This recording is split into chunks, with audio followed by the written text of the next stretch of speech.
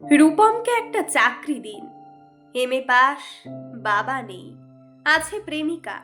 সে আর 2-1 মাস দেখবে।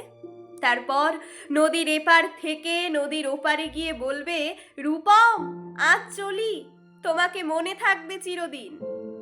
রূপমকে একটা চাকরি দিন, যে কোনো কাজ, পিয়নের কাজ হলেও চলবে। তমালবাবু ফোন তুললেন।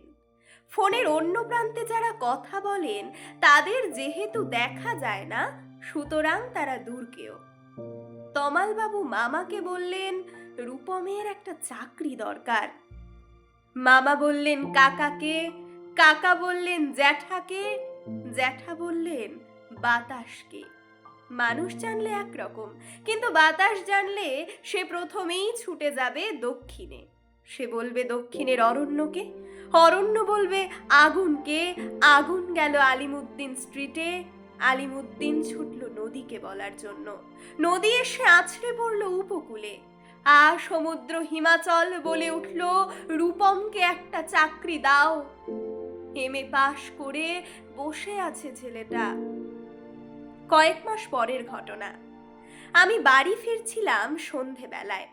গলির মোড়ে 7-8 জনের জটলা দেখে থমকে দাঁড়ালাম।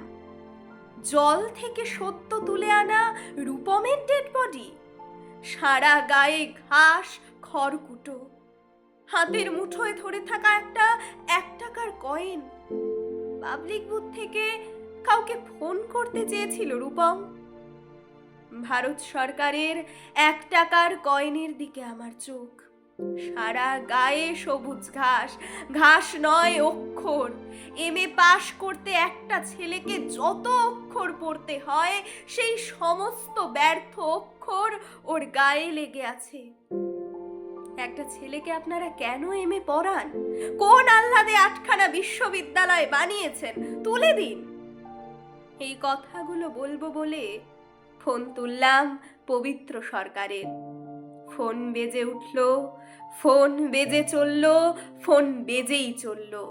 20 বছর ধরে ওই ফোন বেজে চলেছে, আরো 20 বছর বাজবে। বাতাস বলছে অরণ্যকে, অরণ্য চলেছে নদীর দিকে। নদী উপকূল থেকে আছড়ে পড়ে বলল, রূপমকে একটা চাকরি দিন। কে রূপম? রূপম আচার্য, বয়স 26, এমএ পাস। বাঁ দিকের গালে একটা কাটা দাগ আছে।